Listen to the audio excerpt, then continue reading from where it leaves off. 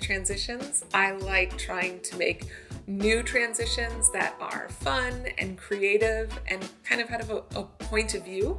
So that's what we're going to be doing here today. I'm going to show you how I made that sort of film scratchy, grainy transition that you just saw. And if you're new here, then welcome. I'm so glad you are here. My name is Adrienne and I make tutorials on video editing. If you're interested in more beginner-friendly editing tips, check out the link that I have in the description box below, and let's get into it.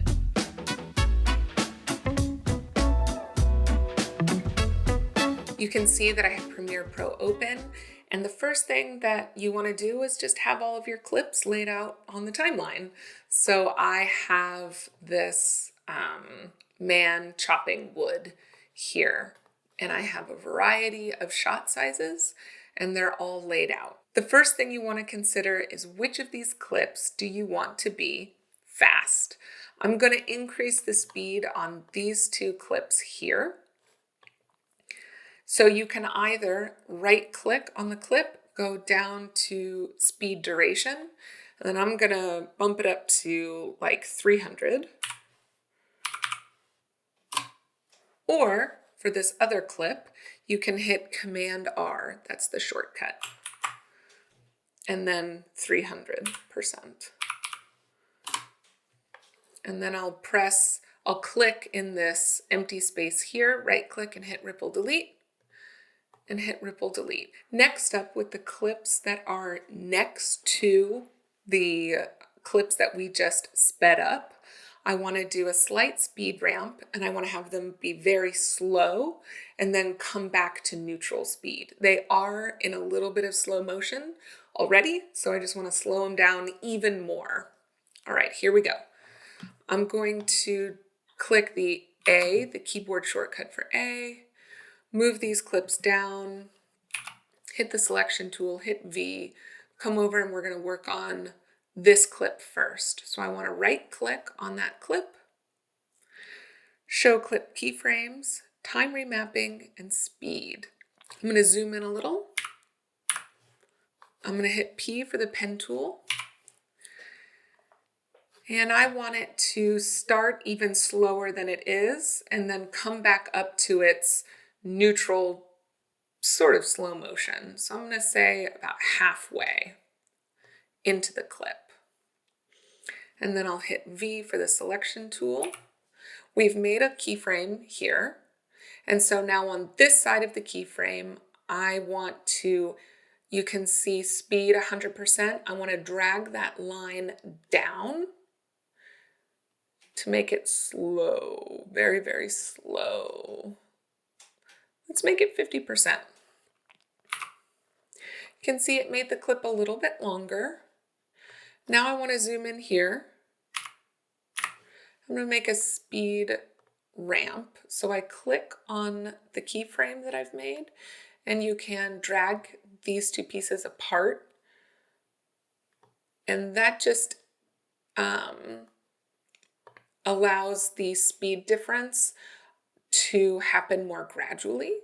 And then if you click either one of these little points, you'll see you'll get this dot here, and you can move it and you can see that line changing. So it allows that speed difference to happen more gradually, more seamlessly. So now I'm going to zoom back out, Ripple Delete, and let's go down. We're going to do the same thing to the next clip. So this is the other clip that I sped up. So I want to do a slight speed ramp on this one. I'm going to move this clip down, select this one. I'm going to zoom in a little bit, makes it easier for me to see. Right click, show clip keyframes, time remapping, and again, speed. I'm going to do the same thing. I'm going to make it about halfway. Oh, I need to hit P for the pen tool, make a keyframe, V for selection, take that line. I'm going to drag this one again down to 50% and make it much slower than it already is. Zoom in just a little, select that keyframe and pull her apart.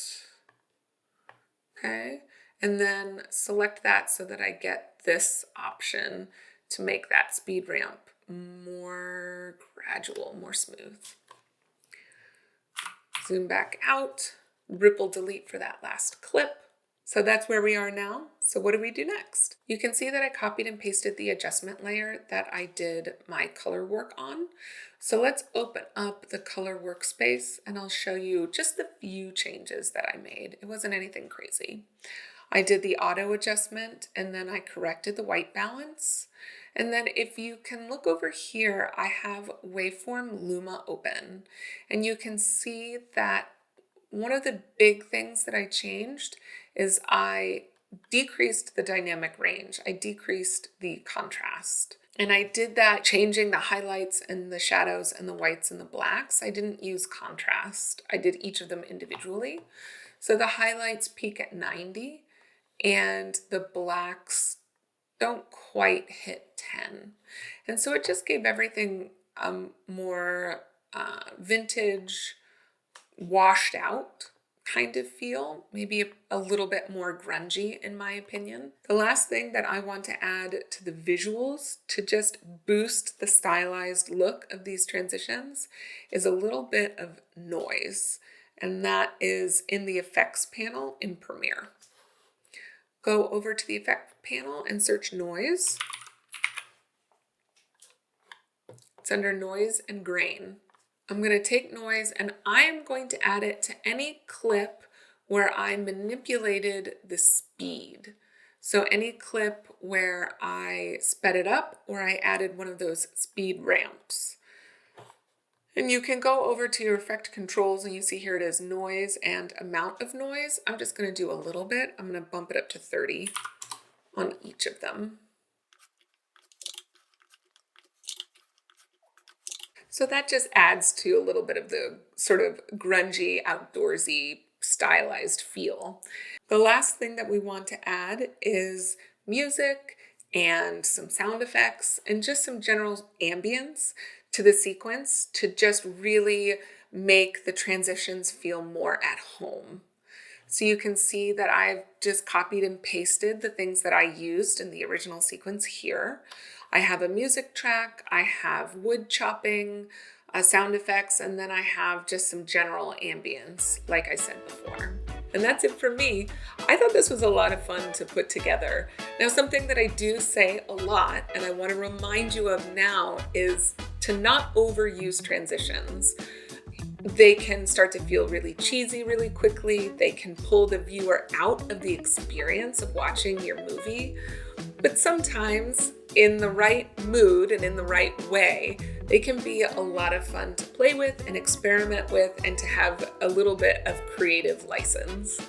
I hope you found this helpful. If you did, please give this video a thumbs up. Subscribe if you'd like to see more. I'd love to see you back, and I'll see you in the next one.